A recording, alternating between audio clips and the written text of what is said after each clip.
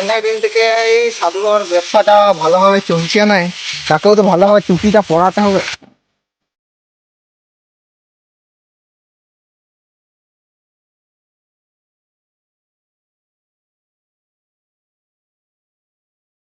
এখানে ভালো জায়গা আছে, এখানে আজকে ধ্যানটা করে নি, কোনো যদি পার্টি মাটি আছে একটু দেখে নি।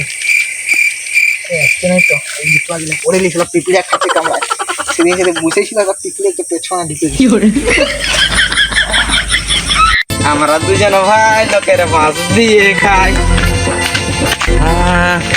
অনেকদিন থেকে একটাকেও টুপি পরাতে পারি না। চলো আগে দিকে দেখি আজকে যদি কাকু খদ্দের মধ্যে পাওয়া যায়। চলো আগে দিকটা সামনে দেখেছে কিন্তু চুরি করতে হবে। সাধু বাবা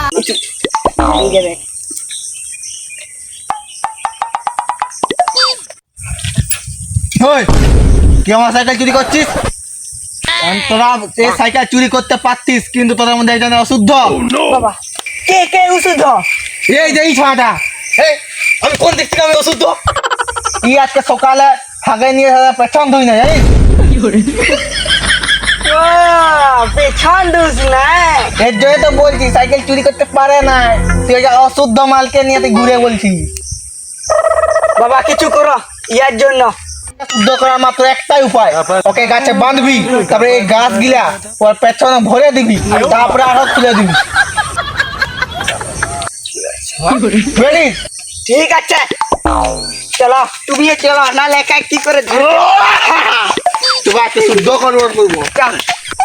শালা তুই আর আমি ভাই যে রে, একটু আগে বললু লোকের বাঁশ দিয়ে খায়, আর এখন তুই সাধু বাবা সাপোর্ট হয়ে গেল।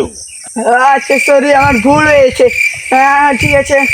আচ্ছা তোকে আমি শুদ্ধ করার জন্য আমি বন্ধু আমি তোকে ফিনাইল আর ডেটল দিয়ে তোকে আমি পিছন থেকে ধোয়া করাবো, তুই আসছে শুদ্ধ হয়ে যাবি। হ্যাঁ চিত্তে কিনে না বল এবারটা পালাইছে তো।